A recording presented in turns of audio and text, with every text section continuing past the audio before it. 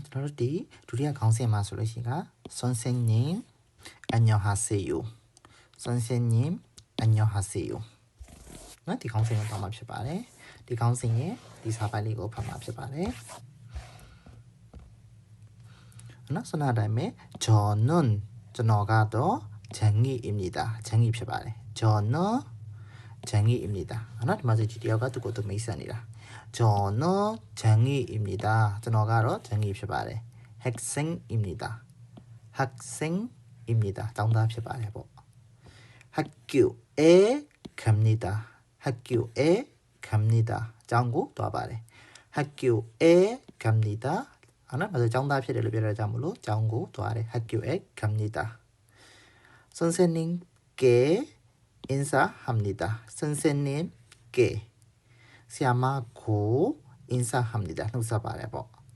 나 선생님께 인사합니다.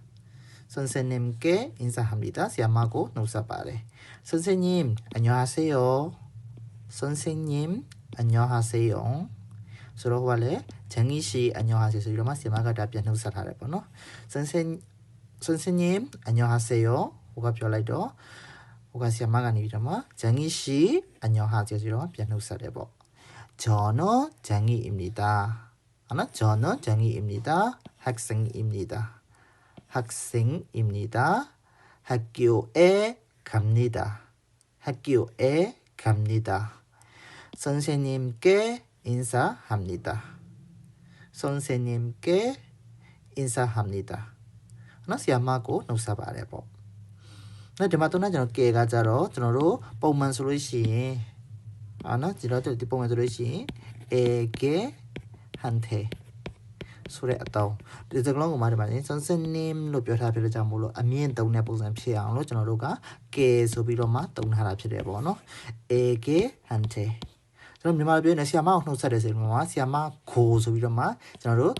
တို့ကိုသွားပြီးတော့တုံးလို့မရဘူးเนาะဒါကြတော့သူတို့ကိုရီးယားအတုံးကျွန်တော်နည်းနည်းတော့မှတ်ထားပြရမယ်မြန်မာလိုပြောရင်ဆီယာမကိုနှုတ်ဆက်ပါတယ်ဆိုတော့ပြောတယ်ဆိုပြီးတော့ကျွန်တော်တို့ဒီမှာတုံးနေဆီယာမကို선생님 인사합니다ဆိုပြီးတော့ကျွန်တော်တို့မတုံးပေါ့နော်선생님한테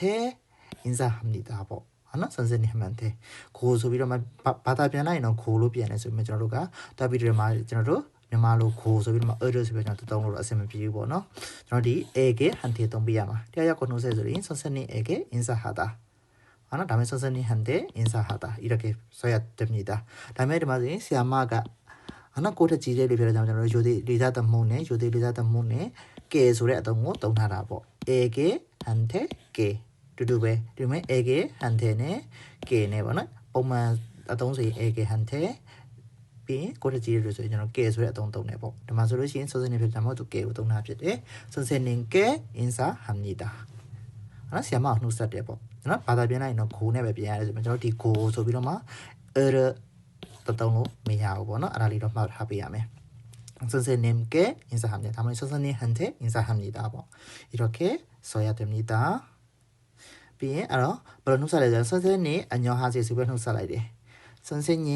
안녕하세요ဆိုတော့ဆရာမကနေပြန်နှုတ်ဆက်တယ်정희씨 안녕하세요ဆိုတော့ပြန်နှုတ်ဆက်လိုက်ပါနော်정희씨 안녕하세요ဆိုတော့ဆရာမကလည်းပြန်နှုတ်ဆက်တယ်ပေါ့정희씨 안녕하세요ဆိုပြီးတော့ဆရာမကနေလည်းပြန်နှုတ်ဆက်ပါတယ်အဲ့ဆိုတော့하나ကြောင်းသွားပြီးရင်တော့အိမ်ပြန်မယ်저는 집에 갑니다 저는 집에 갑니다. 저는 인고 변말해 봐. 선생님, 인변에 가만 소리신 선생님 안녕히 계세요. 안녕히 계세요. 하나 시험에 바이바이 마마는 저 바다비에는 바이바이로 변한 마베. 하나 예전이게 봐냐 좀 말로 하나 아베 다이비에는 알로 변해서 뭐 타오데. 그래서 시험에 바이바이 마보. 하나 시험에 있다 봐 봐. 알로 변해라 보신 비래. 하나 시험에 니년 니게 바바냐 들어간 저는 별로 변매 알로 변해나 돌리မြန်မာမှုပြုတဲ့ခါမြန်မာမှုပြုပြီးပြန်လာပို့စင်ပြီးတော့ပြီးမှဓာတ်ရိုက်သွားပြီးအစီပြန်တော့နည်းနည်းတော့ထောက်တယ်ပေါ့နော်ဆရာမအေးချင်းချင်းငယ်ပါဘာညာတရကနဲ့တပြန်တော့ထောက်တယ်ပေါ့နော်ဆိုတော့ဆရာမအေးတတာပါပေါ့ဟာနော်선생님 안녕히 계세요ပေါ့ဟာနော်선생님 안녕히 계세요ဒါဆိုရှင်선생님ကကျောင်းမှာကျန်နေကြမယ်ဖြစ်လို့ကြောင့်ကျွန်တော်တို့안녕히 계세요ဆိုတဲ့အသုံးကိုသုံးနေဟာနော်ဆိုတော့ဟိုကဆရာမကပြန်နှုတ်ဆက်တယ်정희씨 안녕히 가세요ပေါ့하나 정희가 정한 이긴 다음에 루피를 잠물로 너 짠이 게를 누가 다음에 루는 세이 안녕히 가세요고 떠오네 ဒီမှာဆိုလို့ရှိရင်အညောဟီကေဆေယိုအညောဟီခါဆေယိုဆိုပြီးသုံးနေစီမှာပေါ့နော်တကယ်ကကျွန်တော်တို့အချင်းချင်းဆိုလို့ရှိရင်ကကြတော့အညောဆိုတဲ့ပုံစံပေါ့နော်ကျွန်တော်အညောဟာဆေယိုကဒီတိုင်းအညောလေးပဲသုံးတာရှိမယ်ဟုတ်နော်ပြီးလို့ရှိရင်အနိမြောဂျိုင်ကာပေါ့ဟုတ်နော်ဂျိုင်ကာ spacing ချမယ်နော်ကျွန်တော်ကျန်ခဲ့လို့ဟုတ်နော်အခုစာမှာတော့ဒီလိုသုံးရစီမှာကျွန်တော်တို့ဗမာအနေနဲ့ပေါ့နော်တကယ်လက်တွေ့ဘဝမှာကျွန်တော်တို့အသုံးများတာပေါ့နော်ကိုအချင်းချင်းပေါ့ဒါကကြတော့နော်ဆီယာမရဲ့ကျောင်းသားရဲ့သုံးတဲ့ပုံစံမျိုးပေါ့နော်တကယ်ကိုအချင်းချင်းဆိုလို့ရှိရင်ကကျွန်တော်တို့ကအညောကြီးကဲစီအညောကြီးဟာတကယ်ချင်းသွားပြီးအညောကြီးကဲစီရောအညောကြီးခါစီရောကျွန်တော်ဘယ်သူမှတာမပြောနေဘူးပေါ့နော်အဲ့လိုရှိမယ်ကိုချင်းဆိုကျွန်တော်ပလီမီသုံးမယ်ဆိုလို့ရှိရင်နောက်ဆက်ခါနေဆိုလို့ရှိရင်အညောဆိုတဲ့ပုံစံမျိုးပေါ့နော်အညောဆိုတဲ့စကားလုံးကကျွန်တော်တို့အညောဟာစီရောမသုံးမဲနဲ့ကျွန်တော်တို့တွေ့ချင်းမှာဆိုလို့ရှိရင်အညောဟာစီရောမသုံးမဲကျွန်တော်အညောဆိုပြီးနှုတ်ဆက်လို့ရတယ်အချင်းချင်းဆိုလို့ရှိရင် high ပုံစံပါပဲဟုတ်နော်ကိုအချင်းချင်းဆိုလို့ရှိရင်ကျွန်တော်တို့အညောဆိုရင်တယောက်နဲ့တယောက်ပြန်လှန်အညောဆိုပြီးနှုတ်ဆက်ရပေါ့အော်နော်ပြင်ခွဲကန်ဒီမှာဆိုလို့ရှိရင်လည်းပဲကျွန်တော်တို့ဒီအညောဟီကေဆေယူတဲ့အညောကဆေယူတွေမသုံးမနဲ့အညောဆိုပြီးတော့ဘိုင်းဆိုတဲ့ပုံစံမျိုးနဲ့ကျွန်တော်တို့သုံးလို့ရတယ်ပေါ့နော်အညော